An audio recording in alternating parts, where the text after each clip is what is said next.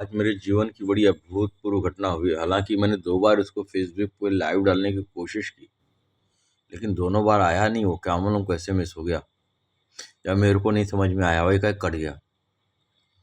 आज लगभग 14 साल बाद, नहीं 11 साल बाद मैंने अपने हजरत सूफी अब्दुर्रमा खान साहब अलैहि रहमा को अभी अभी जस्ट 10 मिनट पहले ख्वाब में देखा। ये मेरे लिए बहुत बड़ी बात है। सन 2014 में मैंने उनको देखा था, और तो बातचीत करके मैं वीडियो रिकॉर्डिंग कर रहा हूँ मैं कि 2 बार फेसबुक पे डाला। मालिक बेहतर जाने क्यों कट गया, लेकिन ये याददाश्त मेरे को बनी रहे, इसके लिए मैंने ये रिकॉर्डिंग डाली। या और रिकॉर्डिंग भी इसलिए कर रहा हूँ मैं। अभी जस्ट 10 मिनट पहले हजरत को मैंने देखा कि हजरत आए मेरे घर आए, और मेरी बीवी का कमरा है।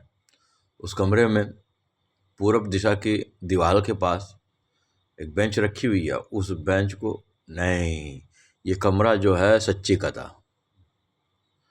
कि मेरा कमरा था, मैं थोड़ा कंफ्यूज क्योंकि सच्ची के कमरे में एक टेबल रखा हुआ, उसी टेबल के बगल में चटाई डाल दिया है आपने, और वहीं पर बिठा के बैठ गए। इवनली मैंने कहा कि हाफिज जी से बहुत दिन से बात नहीं हुई मेरी, आपने मोबाइल निकाला और कांटेक्ट करने की कोशिश की, और बहुत सारी बातें हुई।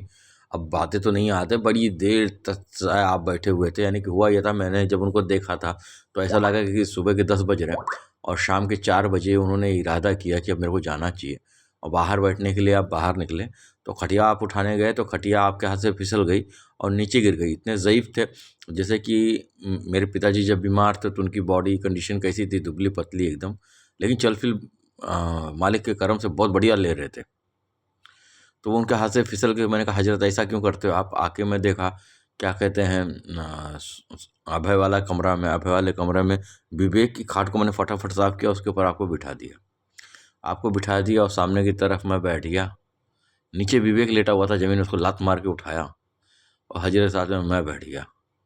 मैंने उनके पैर भी दबाए, उनके सर की चंपी भी की, और ये मेरी ज़िंदगी का बहुत ही सुंदर दिन है मेरे लिए आज, कि मैंने अपने हजरत को देखा। मैंने फिर से उस समय को महसूस किया। मैं बता नहीं सकता हूँ कि मेरे को क्या महसूस हुआ, है ना। ये महसूसियत मेरे को पहले मैं एंटोफिल जब रहता था मुंबई में, और ये आश्रम जो मैंने एंटोफिल खोला है वो आप ही की निस्बत का है। हाँ, हाथा कि मैंने कहा भी हजरत मैंने एंटोफिल खोला है, मैंने एंटोफिल बनाया है आपकी याददाश्त में। तो याददाश्त में मैं कन्फ्यूज हूँ कि यार जब सरकार पूरे हो गए हैं तो मैं एंटोफिल काय के लिए बनाया।